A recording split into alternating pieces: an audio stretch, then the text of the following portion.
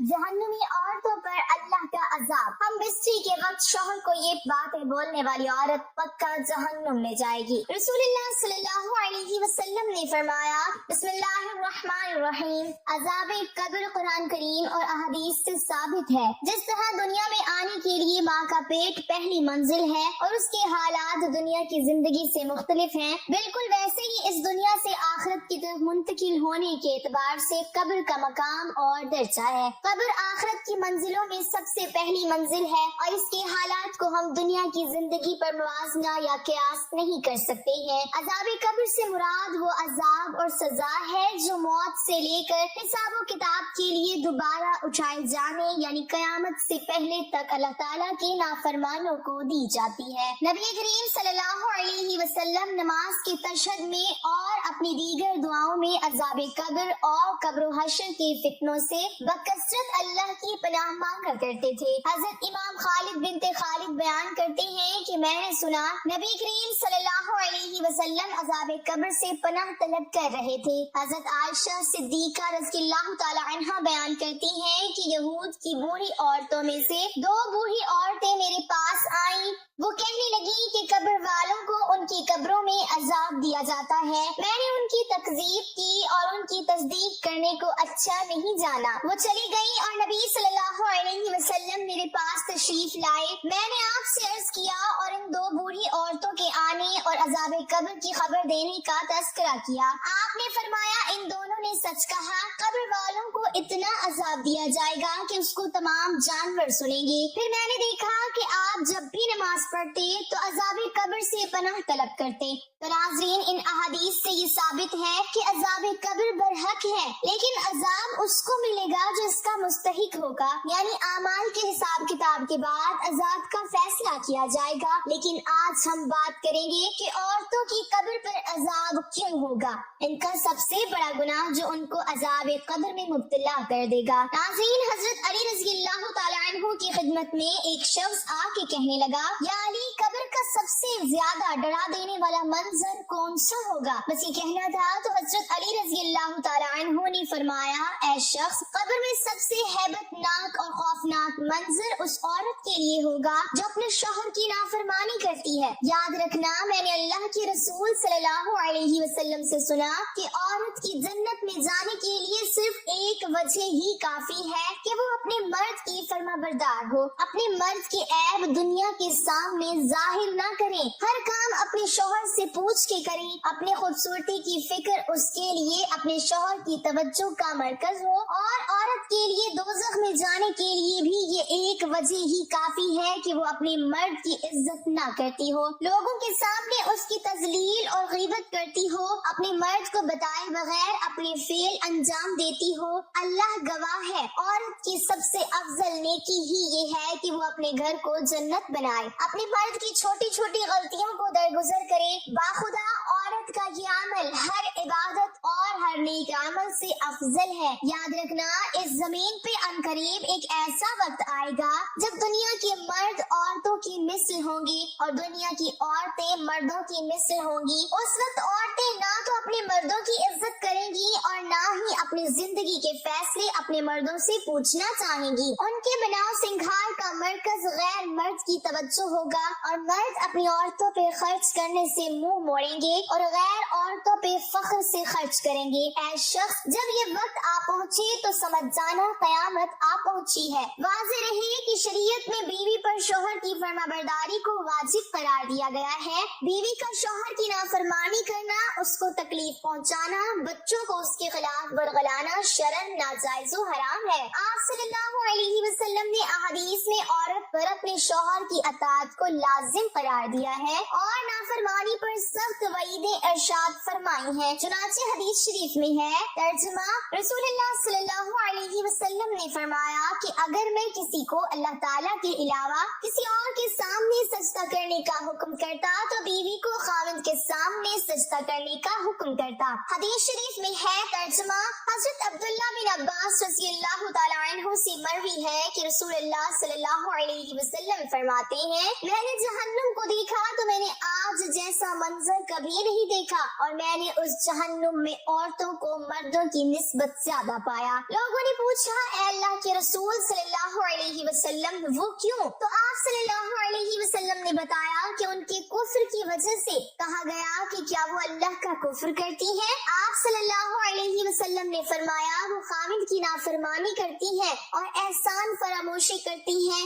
अगर आप उनमें से किसी के साथ जमाना भर एहसान करें, फिर वो आप में कोई नागवार बात देख ले तो कहती है, मैंने तुझ में कभी खैर नहीं देखी। इस्लाम में घर की मिसाल एक छोटी सी हुकूमत की है जिसकी सरबराही कुदरत और फितरत ने शौहर को दी है। बीवी उस हुकूमत में शौहर की मददगार और उसकी मालो आबरू की हिफाजत करने वाली है। अगर किसी मौके पर बीवी के रवैये में ऐसा बिगाड़ आ जाए कि उस हुकूमत खानदानी की टूट फूट का खतरा पैदा हो जाए, तो शादीशुदा जिंदगी बचाने के लिए कुरान पाक ने शौहर के लिए चंद ऐसे तरीके बताए हैं जिससे आसानी से मसला हल हो सके। चुनांचे इस सिलसिले में कुरान मजीद का इरशाद है, मर्द औरतों पर मुहाफिज है इसलिए कि अल्लाह ने उनमें से बाज को बाज पर फजीलत दी है और इस वजह से भी कि मर्द उन पर अपने माल खर्च करते हैं। बस नेक बीवियां अतात गुजार होती हैं, शौहर की अदम मौजूदगी में अल्लाह की हिफाजत के साथ अपनी इज्जत की हिफाजत करने वाली होती हैं।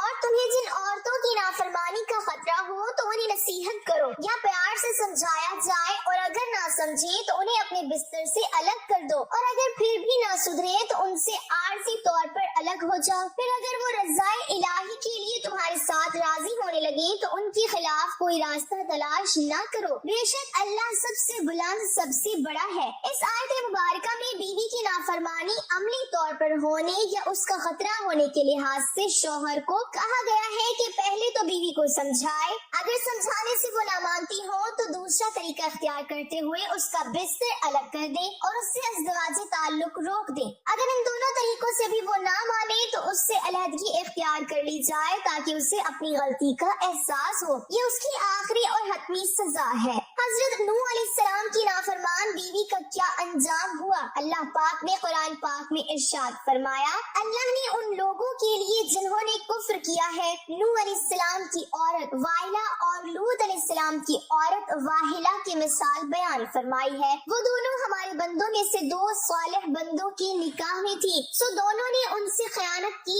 बस वो अल्लाह के अजाब के सामने उनकी कुछ काम न आए और उनसे कह दिया गया कि तुम दोनों औरतें दाखिल होने वालों के साथ दोज़ख में दाखिल हो जाओ। तो मालूम हुआ कि शौहर की नाफरमानी करने वाली औरत सीधा जहन्नुम में दाखिल होगी और इसके लिए सख्त अजाब की वईद आई है। नाज़रीन, अब हम बात करते हैं उस जुमले की जिस जुमले को शौहर से बोलने वाली औरत जरूर जहन्नुम में जाएगी और किस औरत को आप सल्लल्लाहु अलैहि वसल्लम ने तलाक देने का हुक्म दिया है। इससे पहले हदीस की रोशनी में हम आपको एक और हैरान कुन मालूमात फराहम करेंगे। अगर औरत अपने शौहर के साथ ये नामुमकिन काम कर ले तब भी वो शौहर का हक अदा नहीं कर सकती। नाज़रीन, सैयदना अनस बिन मालिक रज़ियल्लाहु ताला अन्हु से रिवायत है कि नबी करीम सल्लल्लाहु अलैहि वसल्लम ने फरमाया, किसी बशर के लिए इजाजत नहीं कि वो दूसरे बशर को सजदा करे। अगर एक इंसान का दूसरे इंसान को सजदा करना मुनासिब होता तो मैं औरत को हुक्म देता कि वो अपने शौहर को सजदा करे, क्योंकि इस पर उसके खामिद का बहुत बड़ा हक है। उस जात की कसम जिसके हाथ में मेरी जान है, अगर शौहर को पाँव से लेकर सर की मांग तक फोड़ा निकल आए और उससे लहू और पीप बहना शुरू हो जाए और उसकी बीवी आकर उसको चाटना शुरू कर दे तो फिर भी वो अपने शौहर का हक अदा नहीं कर सकेगी। हजरत अब्दुल्ला बिन अब्बास रज़ियल्लाहु ताला अन्हु बयान करते हैं कि एक मर्तबा सूरज को ग्रहण लग गया। रसूलुल्लाह सल्लल्लाहु अलैहि वसल्लम ने नमाज पढ़ी जबकि लोग भी आपके साथ नमाज में शामिल थे। आप सल्लल्लाहु अलैहि वसल्लम ने लंबा क़याम फरमाया और सूरत बकरा के बराबर क़िरात की। फिर आप सल्लल्लाहु अलैहि वसल्लम ने लंबा रुकू फरमाया, फिर सर उठाया और फिर लंबा क़याम किया जबकि ये पहले क़याम से कम था। फिर लंबा रुकू किया और ये पहले रुकू से कम था। फिर सजदे किए, फिर लंबा क़याम किया और ये पहले क़याम से कम था। फिर लंबा रुकू फरमाया, ये पहले रुकू से कम था। फिर सर उठाया और लंबा क़याम फरमाया, मगर ये पहले قیام سے کم تھا، پھر لمبا رکوع فرمایا مگر یہ پہلے رکوع سے کم تھا، پھر سجدے کیے، پھر سلام پھیرا، اس وقت تک سورج روشن ہو چکا تھا۔ پھر آپ صلی اللہ علیہ وسلم نے فرمایا بلا شبہ سورج اور چاند اللہ تعالیٰ کی دو نشانیاں ہیں، انہیں کسی کی موت و حیات کی وجہ سے گرہن نہیں لگتا، لہٰذا جب تم یہ صورتحال دیکھو تو اللہ تعالیٰ کو یاد کیا کرو۔ لوگوں نے کہا اے اللہ کے رسول صلی اللہ علیہ وسلم، ہم نے آپ کو دیکھا تھا کہ آپ نے اپنے قیام کے دوران میں کسی چیز کو پکڑنے کی کوشش کی، پھر ہم نے دیکھا کہ آپ پیچھے ہٹے۔ آپ صلی اللہ علیہ وسلم نے فرمایا میں نے جنت دیکھی، یا فرمایا مجھے جنت دکھائی گئی تو میں نے اس سے ایک گوشہ لینے کی کوشش کی تھی، اور اگر میں اس سے لے لیتا تو تم رہتی دنیا تک اس سے کھاتے رہتے۔ نیز میں نے آگ دیکھی، میں نے اس جیسا خوفناک منظر کبھی نہیں دیکھا، میں نے جہنم میں زیادہ عورتوں کو دیکھا۔ لوگوں نے کہا اے اللہ کے رسول صلی اللہ علیہ وسلم کیوں؟ آپ صلی اللہ علیہ وسلم نے فرمایا اپنے کفر کی وجہ سے۔ کہا گیا وہ اللہ کے ساتھ کفر کرتی ہیں۔ آپ صلی اللہ علیہ وسلم نے فرمایا نہیں، وہ خاوند کی ناشکری کرتی ہیں اور احسان فراموش ہیں۔ اگر تو ان میں سے کسی کے ساتھ ساری زندگی حسن سلوک کرے، پھر وہ تجھ سے کوئی ناگوار چیز دیکھے تو کہیں گی میں نے تجھ سے کبھی کوئی اچھا سلوک نہیں دیکھا۔ یہ ہے وہ جملہ جس جملے کو شوہر سے بولنے والی عورت جہنم میں جائے گی۔ طلاق کا شمار اللہ تعالیٰ کے بڑے ناپسندیدہ کاموں میں سے ہے۔ آپ صلی اللہ علیہ وسلم نے کس عورت کو طلاق دینے کا حکم دیا ہے؟ حدیث ملاحظہ فرمائیں۔ سیدنا لقیط بن صبرہ رضی اللہ تعالیٰ عنہ سے روایت ہے، وہ کہتے ہیں میں نے کہا اے اللہ کے رسول صلی اللہ علیہ وسلم، میری ایک بیوی ہے، وہ بڑی زبان دراز ہے اور مجھے اذیت دیتی ہے۔ آپ صلی اللہ علیہ وسلم نے فرمایا اسے طلاق دے دو۔ اس نے کہا میرا اس کے ساتھ بڑا پرانا ساتھ ہے اور اس سے میری اولاد بھی ہے۔ آپ صلی اللہ علیہ وسلم نے فرمایا پھر اسے روک لو اور اسے بھلائی کی تلقین کرتے رہو، اگر اس میں بھلائی قبول کرنے کی صلاحیت ہوئی تو وہ قبول کر لے گی۔ اللہ تعالیٰ سے دعا ہے کہ وہ بیوی کو شوہر کا فرما بردار بنائے، اس کی اطاعت کرنے کی توفیق عطا فرمائے اور ہر میاں بیوی کے درمیان محبت قائم رکھے۔ اللہ پاک ہمیں بہتر عمل کرنے کی توفیق عطا فرمائے اور ہمارا خاتمہ ایمان پر فرمائے، آمین۔ ناظرین کمنٹ باکس میں اللہ تعالیٰ کے 99 ناموں میں سے ایک نام ضرور ٹائپ کریں۔